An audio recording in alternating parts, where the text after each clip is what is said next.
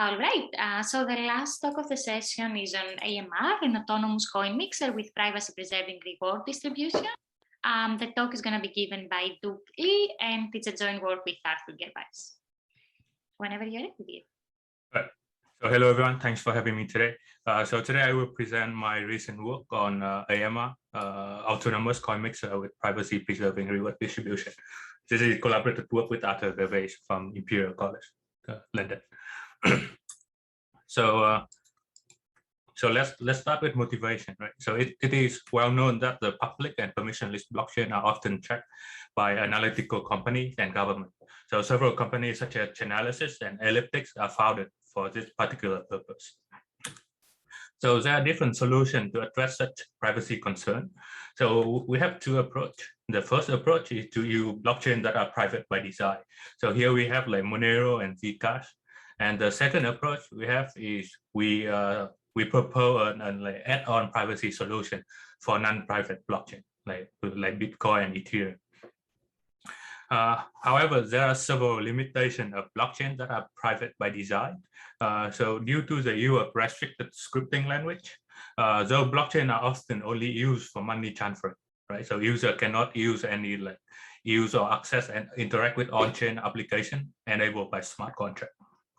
So here we're talking about like lending platform, swapping platform on Ethereum, and the client. So the client of those blockchain often have to sacrifice expressiveness for privacy by switching to one of the blockchain, or they can decide to use both blockchain, right? They can decide both Ethereum and Zcash, but however, this will incur a large storage overhead and computational overhead on user, and the user often have to perform like atomic swap to transferring asset between those blockchain. So on the other hand, there are the add-on privacy solution. In this category, we have like Offchain Solution. So we're talking about like Tumbler design, like A2L and Tumblerbit. The idea of this design require on an off-chain untrusted server to operate. So this is a very high-level overview of the design. So the user can deposit money into the untrusted server, and server are gonna issue some form of promise to the user. This kind of promise can be taken as a form of blind signature. And later the user applies the promise, submit it into the untrusted server, and that's how they withdraw the money from the system. So, and if there are enough users, the tumbler and the external observer should not be able to link between deposit and withdrawal. And their security assumption makes sure that the untrusted server cannot steal user money. However, the main limitation of Z design is availability, right? So Tumbler can already reject user deposit, right? So one can argue this can be a good thing because the Tumbler can refuse to mix like cryptocurrency, mix money from hacker or drug trafficker. But this will require the Tumbler operator to like constantly keep track of their addresses. And if the Tumbler mistakenly accepts those transactions from those addresses, it can be a huge liability issue. Right, so here are a few examples of the off-chain Tumbler. So to address availability and liability, another approach is we can go with Onchain Solution. The idea is we can implement the logic of the Tumbler into a smart contract on blockchains like Ethereum. So the idea is user can use one address, deposit money into the smart contract, and later, in order to withdraw the money, it issue a cryptographic proof pi. This proof encoding the following logic that I deposited token in the past and I have not withdrawn. The contract verifies the proof, and user get one token back. So the research question is how one construct the proof pi. So we have Mobius and anonymous ether. They use linkable ring signature to construct the proof. The idea is we have different user deposit into the contract using different public key. And for example, when Alice want to withdraw the token, Alice gonna choose a ring, right? She's gonna sample a ring from an existing user, and she's gonna form a signature based on those ring on a predefined message app, and she's gonna set the proof pi to be equal to the ring size and the signature. And the contract just need to verify the proof and issue one token back to Alice. Now the problem with this is the anonymous set now is only as big as the size of the ring, right? So the main limitation is this solution only offer very small anonymity set, and on-chain verification is quite expensive. So these are numbers taken from their paper. So we take 8 million gas for Mobius with a ring size 24, and 18 million gas for anonymity with ring size 32. And we know that Ethereum gas limit per block is around 15 million. So we only able to like fit 1 or 2 transactions per block. So another approach is from tornado gas, and this work, one can use accumulator and zero knowledge proof to construct this proof. The idea is the mixing contract now going to maintain like in AMR, the mixing contract maintain a Merkle tree, and as a user submit token into the contract maintain a Merkle tree of this commitment, right?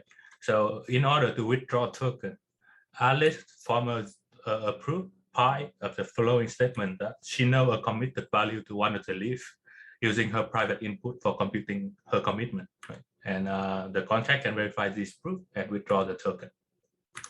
So the good thing about this is the anonymity set now is as big as the number of users who deposited in the solution, right? However, in this solution, the size of anonymity set depends on the number of users interacting with the system, and users are suggested to wait for a certain period of time before we withdraw, because we want to wait for other users to interact with this contract, and therefore we can withdraw it later. Right. So we have a dilemma here, right? So if a short waiting period, if we require user to wait for like only short waiting period, the adversary may be able to break the link between withdrawal and deposit. If we require a long waiting period, the anonymity set is bigger, but the user fund remain locked in the contract for a long period of time, and the user cannot do anything with that money. Right. So this leads us to another question: that can we design an add-on tumbler that incentivize user to keep funds in the system for a longer period?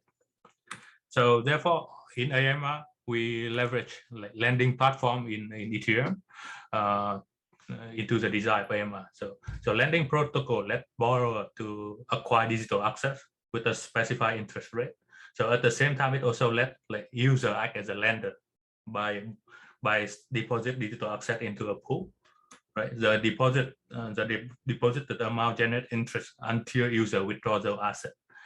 And in this work, AMR will act as a lender in the lending platform, right? So in summary, AMR is a censorship resilient and autonomous mixer, and we leverage lending platform to incentivize user to keep fund in the system. Right, so a high-level overview of how the workflow in AMR is: when user deposit money into AMR deposit money into a lending platform, and the money is gonna generate interest. And after a predefined amount of time have passed, user can issue a withdrawal proof, like reward proof, and the AMR gonna send back to the user some form of governance token. Now, in real life, governance token allow user to control and update the AMR contract through voting. But in this work, we use governance token to ensure the fairness in accrued interest distribution. Right. So I will not go into detail how this works, but we refer to the paper how the fairness is enabled. And finally, user can withdraw the money from the system anytime by issuing a withdrawing proof. And the contract gonna withdraw money along with the accrued interest from the lending platform and send it back to the user. So we have two proofs in AMR, right? The redeeming proof, encoding the logic that I deposited token in the past. I did not withdraw my token, and the token have been in the system for at least T blocks. And the withdrawal proof remain the same, right? It means that I deposited token in the past and I did not withdraw my token, right? So, and for constructing this proof, we use Merkle tree and ZK snap proof system.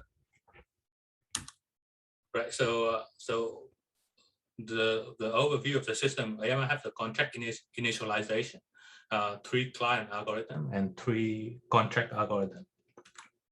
Right, so contract initialization, during the contract initialization, all the parameters are chosen, including the predefined period for redeeming reward, the amount of deposit, the amount of governance token, and the lending platform are chosen during this phase. Right, so this is client algorithm, and this is the contract algorithm. Right, so for the concrete construction, when you use a deposit, it samples 2 random elements, and it computes the commitment by using compute the commitment. The deposit transaction going to contain the amount of money, commitment sent by signed by the secret key, and the witness now become equal to the 2 random elements. Right, so the contract on the AMR contract, it receives the deposit transaction, verifies the amount to make sure that user have enough money. It uses a commitment in the deposit transaction to update the Merkle tree where the leaf as a commitment submitted by the user.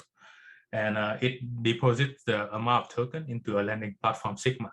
So here's a pictorial example of how AMR maintain the Merkle tree. The next part is the redeeming part, right? So we recall that we need to prove that the token have been in the system for at least T blocks, right? So again, here is how AMR maintain the Merkle tree. Right? We assume there are 3 deposit transaction every 2 blocks, right? So each deposit transaction gonna update the Merkle tree, right? So we have root 1, root 2, and root 3. Now, when a redeem transaction come, right? So in order to prove that I have been deposit money in the system for at least 6 blocks in the past, what I can do is I can use root 1 to prove to the system that I have been deposit money at least 6 blocks in the past. Similarly, if I want to prove that I have been deposit 4 blocks in the past, I can do root 2, and similarly root 3 for 2 blocks in the past. So the central idea is that AMR contract always maintain at least a T block or Merkle root, right? And when user want to redeem, it proves that it knows the secret value to one of the commitment, and it have to use an O root to prove the time elapsed.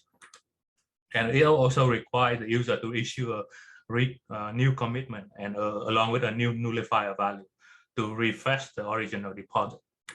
Right. So the client proves the knowledge of this private value, and so that statement is true, and this root is a T block of root. Right? So that's the main idea of the redeeming proof. So here's a quick pictorial example of how redeeming transaction work on AMR contract. Right? So deposit happened, and when a redeeming transaction appear, it's gonna update the Merkle tree with a new commitment, and it's gonna reveal the nullifier value in which it's gonna nullify the original deposit. Now we note that the link between the secret zero number and the original deposit is not known to the adversary due to the zero knowledge property of zk-SNARK. And this is how the redeeming work. The withdrawing transaction work the same, except user now use a more recent root to prove the statement. Right? So, and this just need to be a more recent root.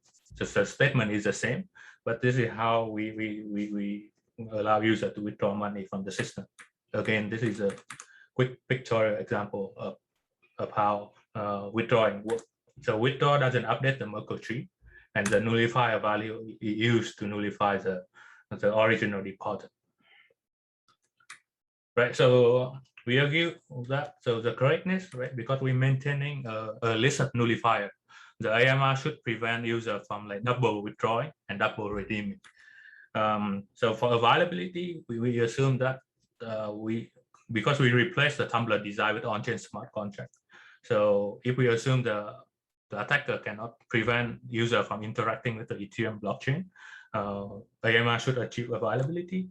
And for privacy, unlinkability should hold for different for pairwise kind of transaction.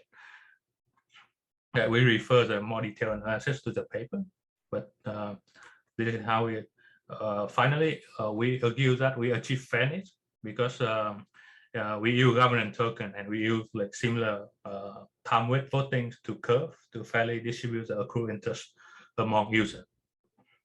Right. So for the evaluation, we actually implemented and deploy AMR to the testnet. Right. So we evaluate the AMR using a different tree height and using 2 different zk friendly hash function for AMR, Poseidon, and MIMC. So this is a cost of proof generation on the client side, right? So it like how long does it take to generate the GK snap proof for MIMC hash function and for Poseidon hash function, right? And finally, this is a cost of contract initialization. This is the cost of depositing and redeeming. And finally, it is a cost of withdrawing. So we note that it's still cheaper than most of the existing work such as Mobius and Anonymous Ether. And it should be feasible to deploy in practice. So in this work, we introduce a coin mixer called AMR. And by the time we publish this work, I think this is the first design that leverage lending platform and governance token to incentivize user to depositing more money into the system, to contributing more to the privacy set. And we did implement and show that the mixer is feasible to deploy in practice. And that's it. That's the end of my presentation. If you have any questions, let me know.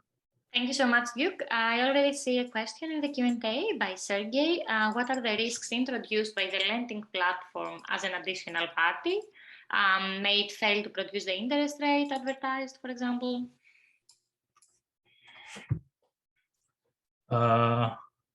Right. Yeah, that's a very good question. So we make an assumption that the lending platform is secure, and even if the lending platform,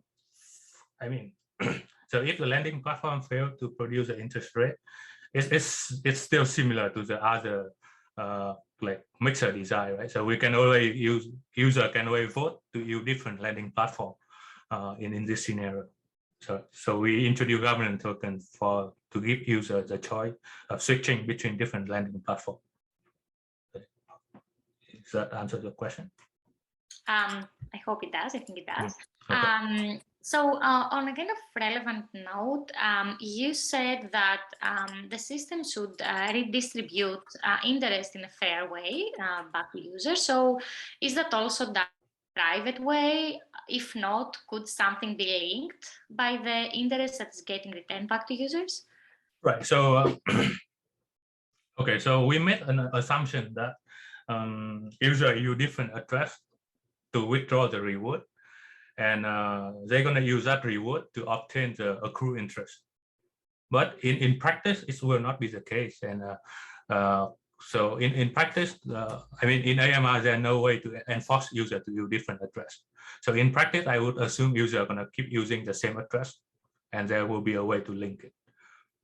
So we envision that incentive is a way to increase privacy, but I think in practice, it's the other way around. So yeah, there's a way to link it. That's interesting. Thank you. So I do not see any other questions. So thank you so much, too, for giving the very last talk of the conference.